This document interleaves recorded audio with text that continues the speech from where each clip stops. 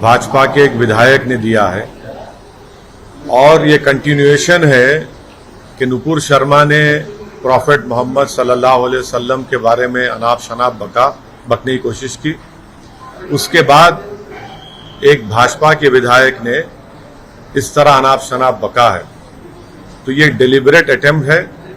इससे एक बात साफ जाहिर होती है कि भारतीय जनता पार्टी प्रॉफेट मोहम्मद सल्लल्लाहु अलैहि वसल्लम और मुसलमानों से नफरत करती है। इसीलिए आप देख रहे हैं कि वक्फे से मुसलमानों को तकलीफ पहुंचाने के लिए, मुसलमानों को इश्तियाल दिलाने के लिए, प्रोवोक करने के लिए, और इससे हटकर भाजपा अपनी साफ नफरत प्रॉफेट मोहम्मद सल्लल्लाहु अलैहि वसल्लम और भारत के मुसलमानों के ताल्लुक से ये दिखा रही है। मैं ये पूछना चाह रहा हूं कि भाजपा आखिर ऐसा क्यों कर रही है? आपने नुपुर शर्मा पर माफी मांगी थी उनके स्टेटमेंट पर, अब उसके बावजूद भी फिर आज हैदराबाद में भाजपा के जो एक विधायक है, उन्होंने मुसलमानों को प्रोवोक करने के लिए और प्रॉफेट मोहम्मद सल्लल्लाहु अलैहि वसल्लम की शान में उन्होंने बेइज्जती करने की कोशिश की। आखिर क्यों बीजेपी कर रही है? बीजेपी को आखिर इससे हासिल क्या होने वाला है? क्या बीजेपी भारत के सोशल फैब्रिक को तोड़ना चाहती है? क्या भाजपा ये नहीं समझती कि भारत में हमा किस्म के, कई किस्म के मजहब के मानने वाले रहते हैं और हर एक की एक फेथ होता है, और मुसलमानों के लिए प्रॉफेट मोहम्मद सल्लल्लाहु अलैहि वसल्लम से बढ़कर कोई चीज ही नहीं है हमारे लिए। अगर हम मुसलमान हैं तो उनकी वजह से मुसलमान है, प्रॉफेट मोहम्मद सल्लल्लाहु अलैहि वसल्लम की वजह से।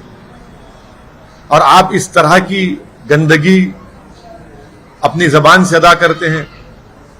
ये भाजपा की तरफ से इनका एक ऑफिशियली ये कोशिशें की जा रही हैं, और साथ ही साथ वो नहीं देखना चाहते कि तेलंगाना में एक अमन है।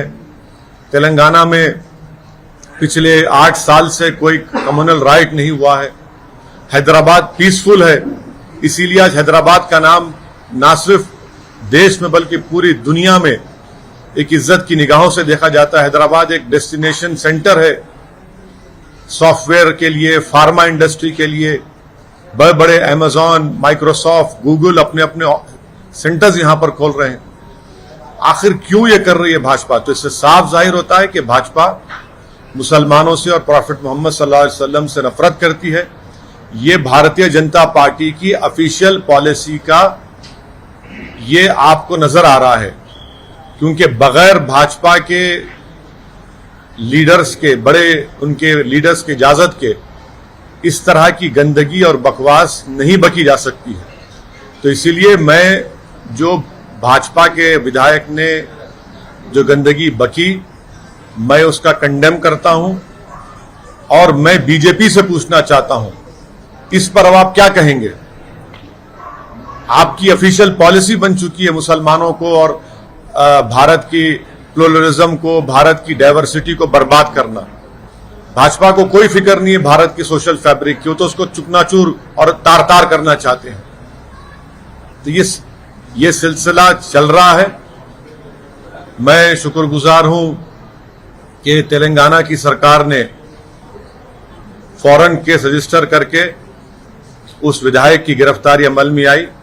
मैं ये चाहता हूं कि उनका वॉइस रिकॉर्डिंग भी किए जाए और एफएसएल को उनका वॉइस रिकॉर्डिंग भिजाना चाहिए, और इस क्रिमिनल केस को मजबूत बनाना चाहिए। सिर्फ ऐसा नहीं कि सिर्फ खानापुरी करने के लिए उनको अरेस्ट कर लिया जाए, बल्कि ये जो अनाप शनाप गंदगी उन्होंने प्रॉफेट मोहम्मद सल्लल्लाहु अलैहि वसल्लम के बारे में अब बोली है, ये हैदराबाद नहीं बल्कि पूरे तेलंगाना का हर सेक्शन ऑफ सोसाइटी से कंडेम कर रहा है।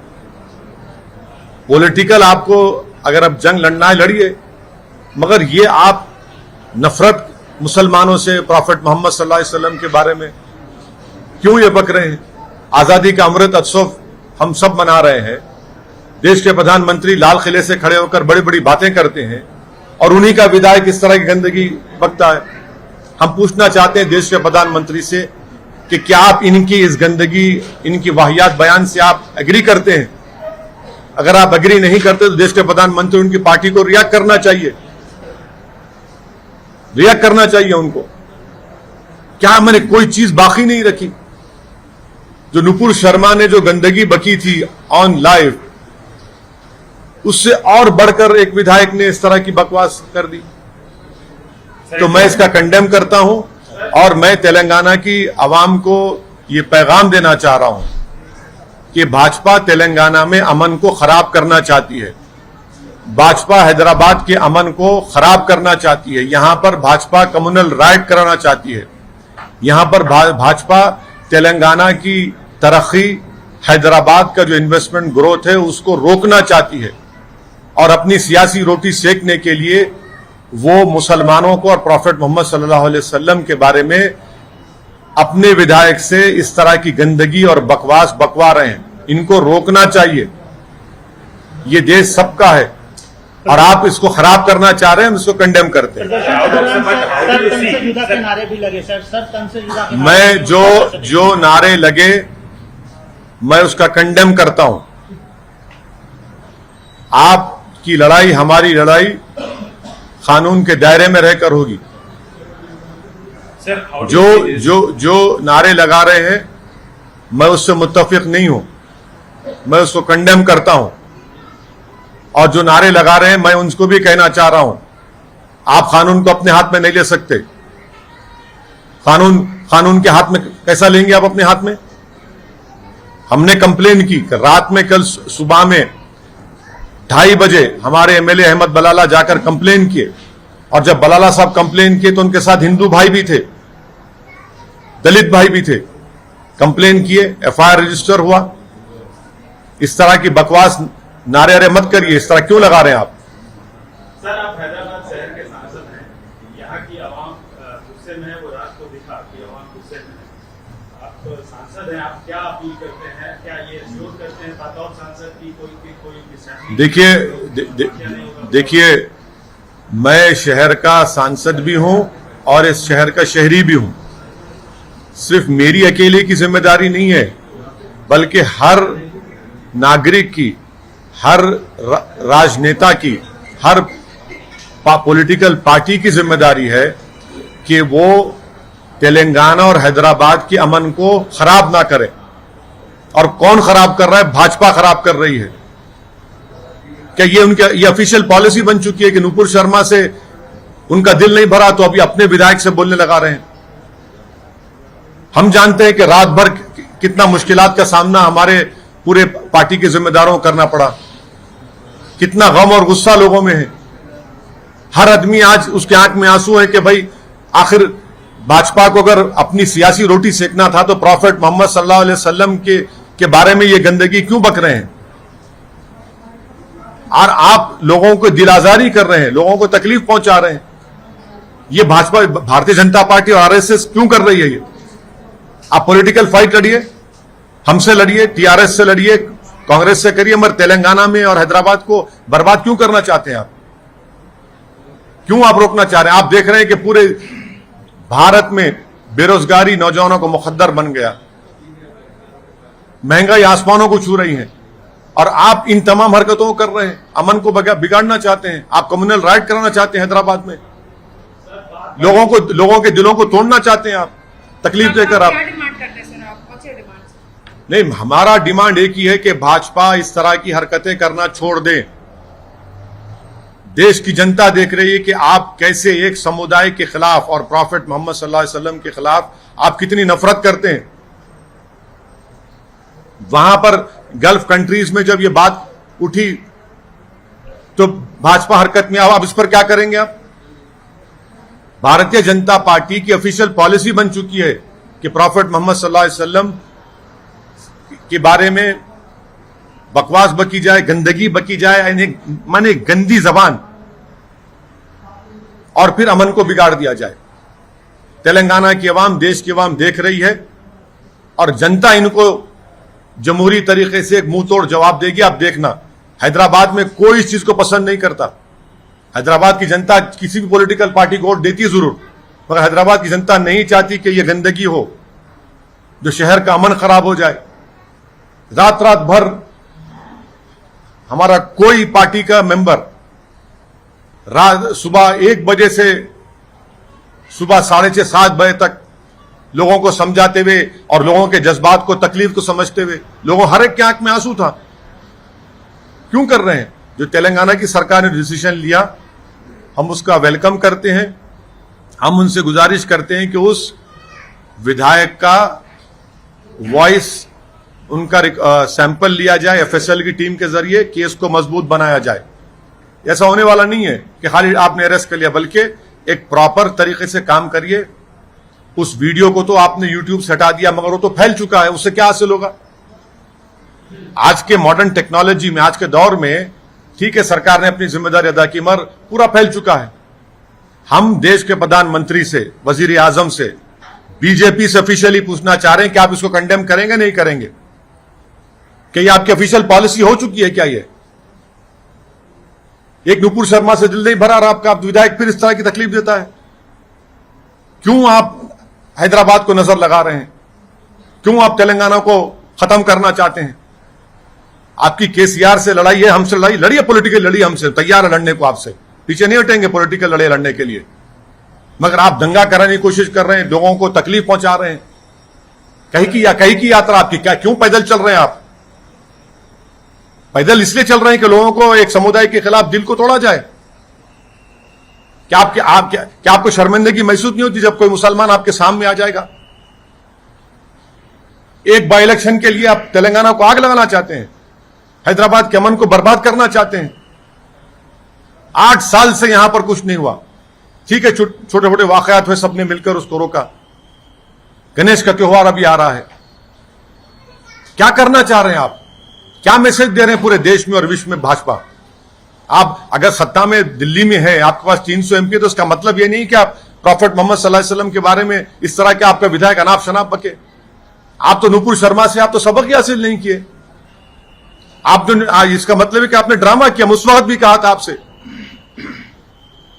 Sir, this looks like more an ego issue between the BJP. No, and it is TRS. not. It is not. And also, sir, he has been arrested. What is your final demand? Matlab, he should be given.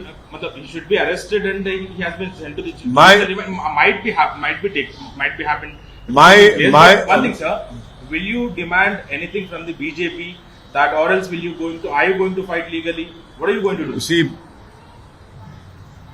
to tell you what I have just said in English. The statement made by a BJP MLA from Hyderabad, wherein I cannot even repeat the nonsense and the derogatory language he has used against Prophet Muhammad, peace be upon him. This is the official policy of Bharatiya Janata Party, to ensure that Muslims are always tortured emotionally, mentally,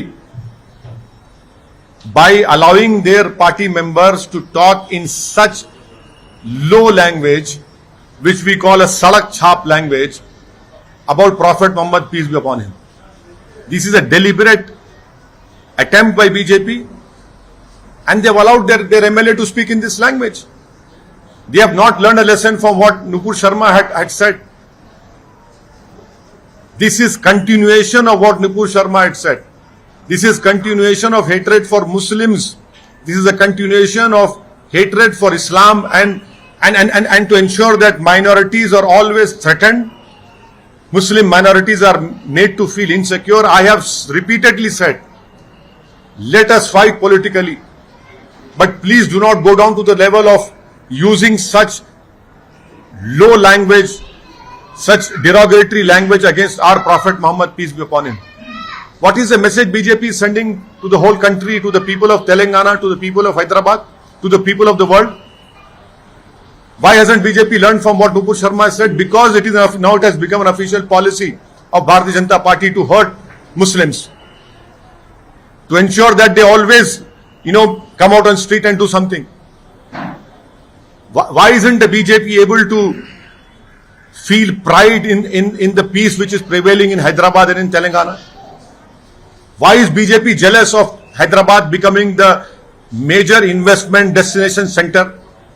Why is BJP threatened and feel jealous when Hyderabad grows, when Telangana grows? Why doesn't BJP accept that there is no power problem in Telangana? You fight your political war. Your leaders have started a Padyatra, but this is not the way to create differences among the people. This is not the way to hurt people. If you have the guts, take us on politically. We are ready to take on politically. You take on KCR, you take on OVC, we are ready for it. But you have allowed your spokesperson and your MLA to ensure that they keep on using derogatory language against Prophet Muhammad sallallahu alaihi wasallam. Can BJP understand the message which has been gone? From 12:30 in the morning to morning 6:30, every MIM member was on the road trying to control people, trying to ensure that no untoward incident takes place. Why? Because we are interested in peace. I am thankful that the Telangana government has taken a timely action of arresting that MLA, but I demand that the Telangana government must take the voice sample of that MLA, make that case legally tight, because this cannot go on.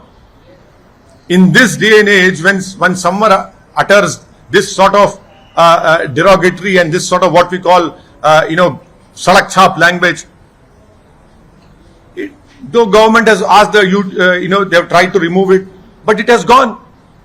This is an official policy of BJP, because they know that politically success is not coming in Telangana, and that is why they have decided to come on the original policy of hurting the sentiments, of using derogatory language against Prophet Muhammad, peace be upon him. Please remember that Prophet Muhammad sallallahu alaihi wasallam, for Muslims, he is the only person for us. I am a Muslim because of Prophet Muhammad sallallahu alaihi wasallam. You cannot use such language. This is not on. This is not acceptable. Sir क्या आप ये का जो फारूकी ने जो प्रकाश से कहा था, जिसके ऊपर विवाद क्या उसको कंडेम करते हैं सर? मैं आपको कह रहा हूं कि किसी को भी इजाजत नहीं है किसी भी मजहब के बारे में अनाप शनाप बका जाए, मगर मेरी आपसे गुजारिश है कि जो भाजपा के विधायक ने जो प्रॉफेट मोहम्मद सल्लल्लाहु अलैहि वसल्लम के बारे में गंदगी और बकवास बोलने की कोशिश की, उसको आप देखिए। आप जरूर एक टीवी चैनल्स के जिम्मेदार हैं, मगर आप खुद देख रहे हैं, इतने साल से आप लोग हैदराबाद में हैं, ये क्या हो रहा है यहां पर? क्या हो रहा है यहां पर?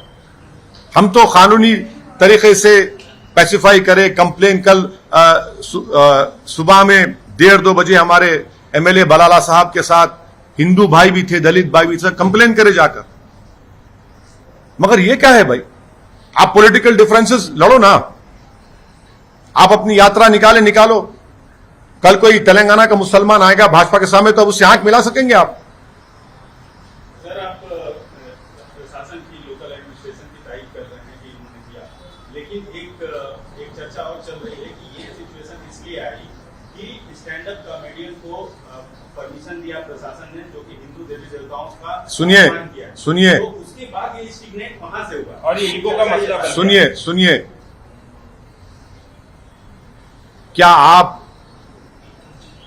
अगर इसका जवाब इस तरह देंगे, आप क्या प्रॉफेट मोहम्मद सल्लल्लाहु अलैहि वसल्लम के बारे में इतनी गंदगी बयान करेंगे? आप जवाब देने का तरीका अलग है, इस तरह देंगे आप? तो आप उसको नहीं, मैं पहले ही बोल चुका हूं, किसी को भी किसी के भी समुदाय, रिलीजन के बारे में अनाप शनाप बकवास करने की कोई आपको गुंजाइश नहीं है, इजाजत नहीं है। ये देश की खूबसूरती यह है कि देश किसी मजहब का नहीं है, मगर आप उसका जवाब इससे देते हैं। आपकी ऑफिशियल पॉलिसी होगी ना फिर आपकी ये। नहीं, अरे एडमिनिस्ट्रेशन के एडमिन से बोलेंगे, आप कंप्लेन करो उसके खिलाफ, अगर वो उसने कहा है तो केस बुक कराओ उसके ऊपर। प्रॉफेट मोहम्मद सल्लल्लाहु अलैहि वसल्लम के बारे में ये गंदगी, आप हमारे दिल को तकलीफ दे रहे हैं, हमारे सीने माने धड़कते दिल को तकलीफ दे रहे हैं आप। क्यों आप देख रहे हैं कि नूपुर शर्मा की कंट्रोवर्सी के बाद क्या क्या देश में नहीं हुआ है? कितनी बदनामगी पूरे विश्व में भारत की हुई है। इससे साफ जाहिर हो रहा है कि भाजपा इसको ऑफिशियल पॉलिसी बना चुकी है। वो प्रोवोक करना चाहती है सब लोगों को, जमीन पर फसाद करना चाहती है भाजपा। वो जलती है तेलंगाना और हैदराबाद की तरक्की और अमन से। यहां पर जो भाईचारगी है उसको बिगाड़ना चाहती है। आपका लीडर चल रहा है, क्या चल रहा है भाई? क्यों चल रहा है तू? जब प्रॉफेट मोहम्मद सल्लल्लाहु अलैहि वसल्लम के बारे में एक बकवास बक रहे हैं तुम लोग, क्यों चल रहे हैं आप? नफरत फैलाने के चल रहे हैं आप, नफरत फैलाने के लिए कर रहे हैं आप पूरा। ये ठीक नहीं है, इसको रोकना चाहिए, इसको रोकना चाहिए, रुकेगा इंशाल्लाह ये। Sir, he should be removed from the party. That is what you are demanding. I am telling you that this has now become an official policy of the Bharatiya Janata Party to emotionally and psychologically hurt the Muslims of our country. This is the official policy. You unfortunately thought that Nupur Sharma was just on your channel. She said, no, this is an official policy of Bharatiya Janata Party to keep on stating and hurting and using such derogatory language against Prophet Muhammad Sallallahu Alaihi Wasallam. I want to know from my Prime Minister, does he agrees with what his MLA has said? Will the Prime Minister condemn what his party MLA has said? Will the BJP react to it? This is a clear attempt by Bharatiya Janata Party to disturb the peaceful atmosphere of Telangana and to ensure that a communal riot takes place in Hyderabad, which people of Hyderabad will not allow it. We might be of different political ideologies, but no one wants a law and order problem in Hyderabad. You from 12:30 in the morning to 6:30 in the morning, you know how difficult it was for us to maintain that, ensure that no untoward incident takes place. You have radicalized elements, you have unsocial elements trying to exploit that situation. Sir, you are talking about Nupur Sharma, पर BJP ने नुपुर शर्मा के खिलाफ action भी लिया है और अब court में केस भी दर्ज किया है। क्या नुपुर शर्मा जेल में है? नहीं है ना? क्या नुपुर शर्मा को अरेस्ट करके जेल नहीं? क्या एक्शन लिए? वो उसको एक्शन बोलते हैं आप? 6 साल बरी कर दिए सर पार्टी से। 6 साल के लिए, मगर उसके बाद क्या कर रहे हैं? अभी भी आप पुलिस प्रोटेक्शन देकर रखे हैं उनको। क्या आप उनको अरेस्ट किया? आपने अरेस्ट किया उनको? प्रधानमंत्री के बारे में कोई अनाप शनाप बक दे तो जेल जाना पड़ेगा। How you will react from these slogans, sir? Your party members also chanted. No. You must take back that word, Ashish. You have show me the proof. Please show me where a party member is there. Show me the proof. Where is the party member? No, this is not our party member. No one is there. I completely condemn such slogans. No one has the right to take law in their hands. We have given a complaint. A timely action has been taken. No one should use these slogans. You cannot take law into your hands.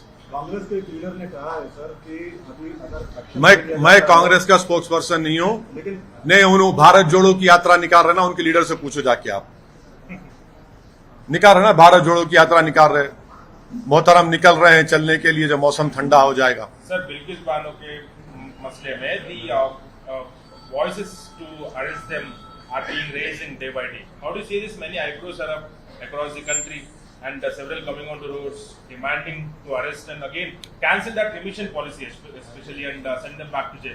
What do you want to say? This is I have reiterated I have said this. I will reiterate my demand that those 11 people who have raped and killed women and raped Bilqis Bano, killed her 3-year-old daughter, they should be sent back to prison.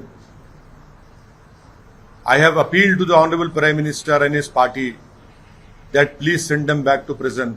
Justice has not been done to Bilqis Bano. And it is very unfortunate that Bilqis Bano has issued a statement wherein she said that her confidence in justice has been shaken. She feels insecure.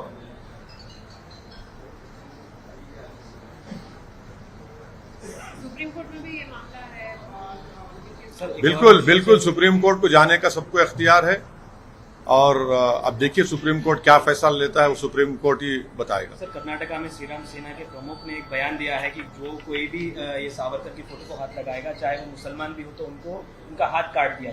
यही तो है ना, हाथ काटना, sir काटना, ये radicalise elements है। ये कानून को अपने हाथ में लेना चाहते हैं, अमन के दुश्मन है ये लोग, इसका मैं कंडेम करता हूं। सर, ये जवाहरलाल नेहरू यूनिवर्सिटी के वाइस चांसलर जो लेडी है, उन्होंने कहा है कि यूनिफॉर्म सिविल कोड लाना चाहिए। जवाहरलाल नेहरू यूनिवर्सिटी के वाइस चांसलर ने कहा कि यूनिफॉर्म सिविल कोड लाना चाहिए ताकि जेंडर इक्वालिटी भी हो सके और सभी जो धर्म में ये है उसका भी ये हो सके। तो हम वाइस चांसलर मैडम है ना, वो मैडम, उनसे पूछेंगे कि वो दयाभागा या मिताक्षरा स्कूल ऑफ थॉट को फॉलो करती हैं। कौन से स्कूल ऑफ थॉट को फॉलो करती है मैडम? सतपथी के बारे में उनकी क्या ओपिनियन है? एग्रीकल्चर जमीन के डिस्ट्रीब्यूशन में उनकी क्या ओपिनियन है? क्या वो चाहती हैं कि जो हिंदू अनडिवाइडेड फैमिली में टैक्स रिबेट मिलता हो सबको मिले? तो मैडम का काम ये है कि वो जेएनयू को चलाए। मैडम का काम ये नहीं है कि अपने पॉलिटिकल मास्टर्स के सामने अपने नंबरात बढ़ाएं। अब लगता है कि वो राजनीति में आना चाह रही हैं। सर, हैदराबाद का पीस डिस्टर्ब करने की बात कांग्रेस के लीडर ने की है, गोशामल को जला के अंगार करने की बात की है, उस पर क्या करेंगे? वो कांग्रेस के नेता से पूछिए, भारत जोड़ो की बात कर रहे हैं, उनसे पूछो आप, जो अक्टूबर के ठंडे मौसम में निकलना चाह रहे हैं। सावरकर पे क्या बोलेंगे? क्या बोलना है? जस्टिस कपूर कमीशन की रिपोर्ट पढ़ो। जस्टिस कपूर कमीशन की रिपोर्ट में लिखा गया है कि सावरकर गांधी जी के कत्ल में मुलविस थे। रिपोर्ट पढ़ो आप लोग पढ़ते ही नहीं जस्टिस कपूर कमीशन की रिपोर्ट को। आपको पढ़ना चाहिए, और नई किताब भी मैं आपको दिया, वो भी पढ़ो आप जरा। हाँ, सही है। आपका वर्जन मेरे को मालूम क्या है, व्हाट्सएप यूनिवर्सिटी का वर्जन होता आपका।